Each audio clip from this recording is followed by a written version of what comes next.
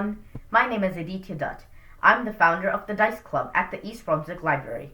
In our club, we strive to design, innovate, create, and educate. While we are all at home these days, I thought it would be a great opportunity to learn a little bit about a 3D modeling software called Tinkercad. Now that our library has its own 3D printer, when we go back to the library and kick off our club, we can hit the ground running. Alright, so let's start by opening up your favorite browser on your computer. Tinkercad works best with Google Chrome or Mozilla Firefox. Let's go to tinkercad.com. If you have an account, you can click the sign in button on the top right and sign in.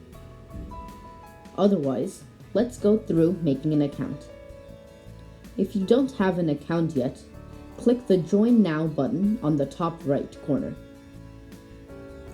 Then, click on Create a Personal Account.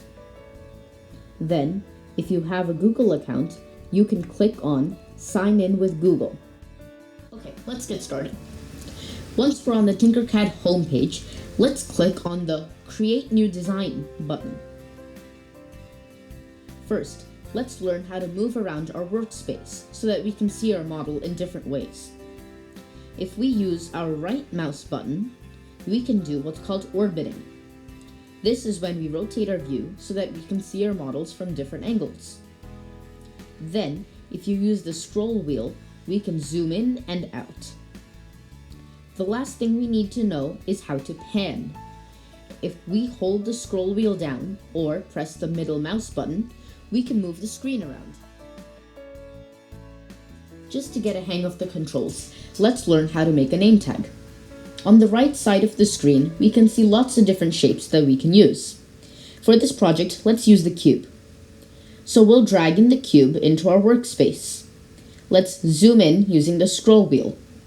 And let's click on the box. These white and black dots that show up are going to help us change how big or small our box is. For now, let's flatten our box by using this top white dot and dragging it down until it's about this tall. Then, we'll use the black dot on the left to stretch it out to give us space to put our name on it.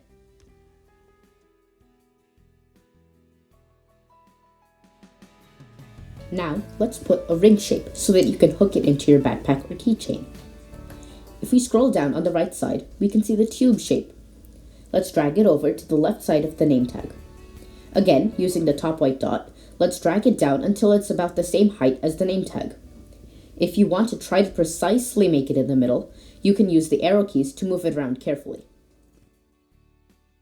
Alright, now comes the exciting part, decorating. Let's start by adding our name. Right here is the text shape.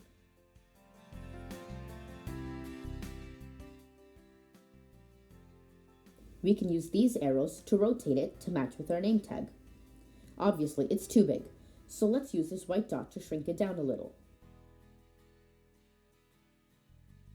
If we click right here, we can see where we need to type our name. Now if we orbit around, we can see that the text is too tall. Let's click on it and use the top white dot to make it a little bit taller than the name tag so that it pops out. Now we can move it into position. Now the sky's the limit with what you can do. There are a lot of shapes here, like stars and hearts, that you can use to decorate your name tag.